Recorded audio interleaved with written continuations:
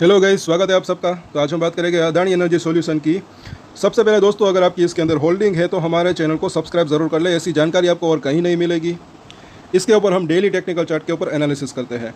अभी आज जो इसने रजिस्टेंस फेस किया, क्यों फेस किया यहाँ पर, ये आपको कोई नहीं बताएगा।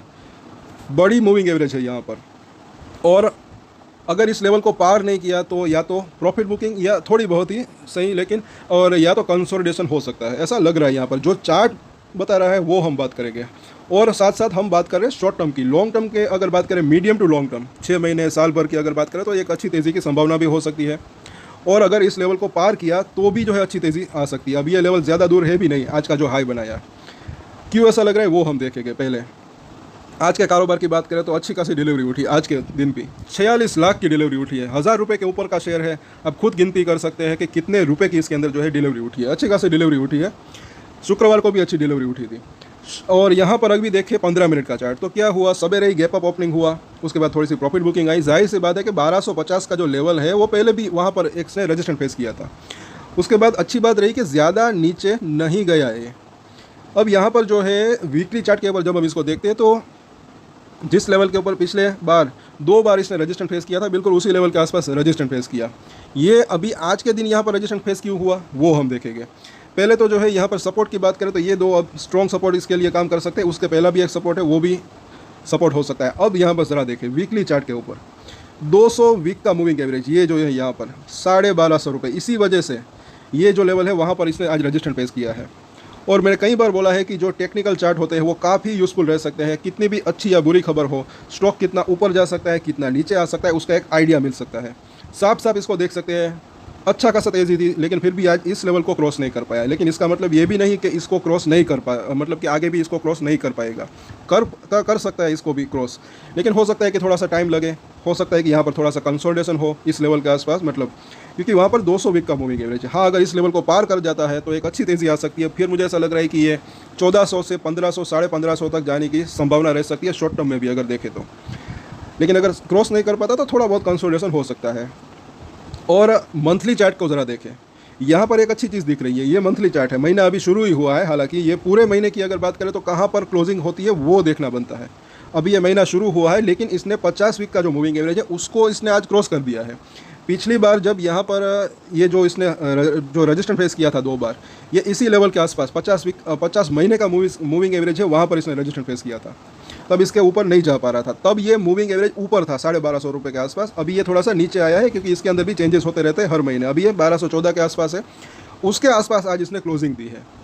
तो हालांकि ये तो पूरा महीना अभी बाकी है, महीने की शुरुआत ही है। तो इस महीने अगर इस लेवल के ऊपर ये क्लोजिंग दे देता है तो भी जो है, जैसे कि हमने बात की, आगे 1400, 1500 और 1550 तक जाने की इसकी संभावना रह सकती है, और उसके भी ऊपर जा सकता है अगर सब कुछ बढ़िया रहा तो।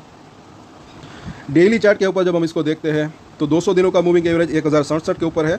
ये लेवल अभी जो है काफ़ी ज़्यादा थोड़ा सा दूर हो गया है, नीचे रह गया है, लेकिन ये लेवल अभी एक अच्छा खासा सपोर्ट बन सकता है। क्योंकि पिछली बार अगर देखें इसके ऊपर काफ़ी दिनों बाद जो है यहाँ से लेकर यहाँ तक इसके ऊपर निकला था। तो अभी ये जो है अच्छा खासा सपोर्ट बन चुका है इसका, स्ट्रॉन्ग सपोर्ट की बात करें तो। और यहाँ पर बुलिंजर बैंक को देखें तो इसकी जो ऊपरी लाइन है इसके बिल्कुल ऊपर निकल चुका है। ये ऐसी सिचुएशन जो है ज़्यादा देर तक नहीं रह सकती है, लेकिन इन तीनों ही लाइंस के अंदर डेली चेंजेस होते रहते हैं। अभी ये ऊपरी लाइन 1174 के ऊपर है, कल और भी ऊपर जा सकती है, 1200 को भी क्रॉस कर सकती है। लेकिन ये अगर ऊपर जाती है तो भी इसके अंदर आ सकता है कहीं ना कहीं, ऐसा लग रहा है। वीकली चार्ट के ऊपर बुलिंजर बैंक देखते हैं तो इसके अंदर भी वही सिचुएशन दिख रही है। इसकी जो ऊपरी लाइन है इसके बाहर निकल चुका है, और वैसा ही जो है यहाँ पर भी हुआ था जब तेज़ी आई थी, लेकिन उसके बाद ये अंदर आ चुका था। तो मतलब कहने का यह है कि बुलिंजर बैंक की ये जो ऊपरी लाइन और निचली लाइन जो ये दोनों ही होती है, उनके बाहर जो है शेयर ऊपर या नीचे अगर देखें तो ज़्यादा देर तक नहीं रह सकता है, उनके अंदर आ सकता है। और इनके अंदर भी डेली और वीकली जो है चेंजेस होते रहते हैं। अभी ये भी जो है थोड़ी सी ऊपर जा रही है, ये भी थोड़ी सी नीचे आ रही है, तो ये फैल रही है अभी।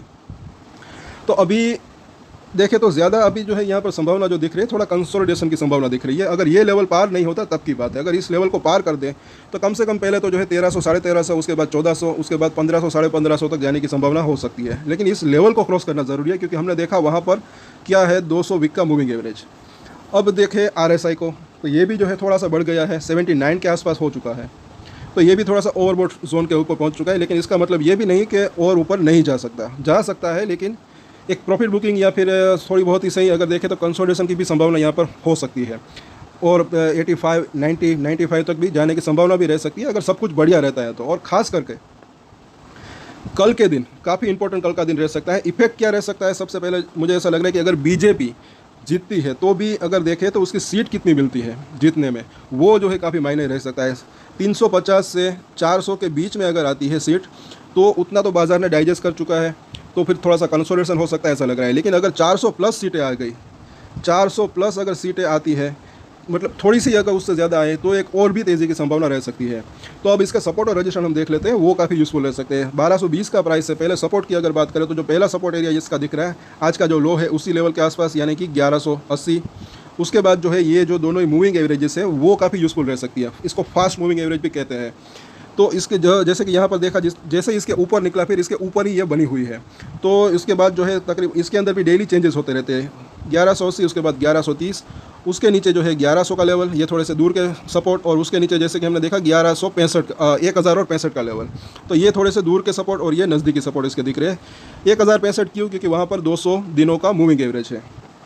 अब रजिस्ट्रेशन की बात करें तो पहला रजिस्ट्रेशन तो डेफिनेटली आज का जो हाई है वही दिख रहा है 1250। इससे पहले भी यहाँ पर रजिस्ट्रेशन फेस किया था और यहाँ पर 200 वीक का मूविंग एवरेज है। अगर ये लेवल पार होता है तो सबसे पहले उसके बाद जो है 1350, उसके बाद जो है 1400 और उसके बाद जो है 1500 1550 तक जाने की संभावना रह सकती है। कल इसके ऊपर हम लाइव मार्केट में चर्चा करेंगे, तो वो वीडियो भी आप ज़रूर देखिएगा।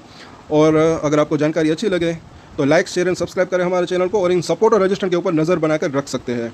और कई लोग हमें पूछते हैं नई खरीदारी करना या फिर बेचने की बात, तो देखिए नई खरीदारी अगर देखें तो अभी न करें तो ही जो है अच्छा रह सकता है, ऐसा मुझे लग रहा है, क्योंकि काफ़ी तेज़ी इसके अंदर आ चुकी है। और अगर प्रॉफिट बुकिंग की भी बात करें तो अभी अगर जो लोग लॉन्ग टर्म इन्वेस्टर है अगर होल्डिंग रखना चाहते हैं कंटिन्यू तो रख सकते हैं, बाकी अगर प्रॉफिट बुकिंग करना चाहते हैं तो भी कर सकते हैं, लेकिन अगर पार्शल प्रॉफिट बुकिंग करें तो वो ज़्यादा बेहतर रह सकता है, ऐसा मुझे लग रहा है। बाकी तो सबकी अपनी अपनी मर्ज़ी की बात है। कहने का मतलब ये है कि खरीदना या फिर बेचना, थोड़ा थोड़ा करके खरीदना, थोड़ा थोड़ा करके बेचना, एक काफ़ी यूज़फुल जो है स्ट्रेटजी रह सकती है, क्योंकि कल का दिन काफ़ी वोलेटाइल जो है इसके अंदर रह सकता है, उठा पटक ऊपर और नीचे दोनों ही तरफ रह सकती है।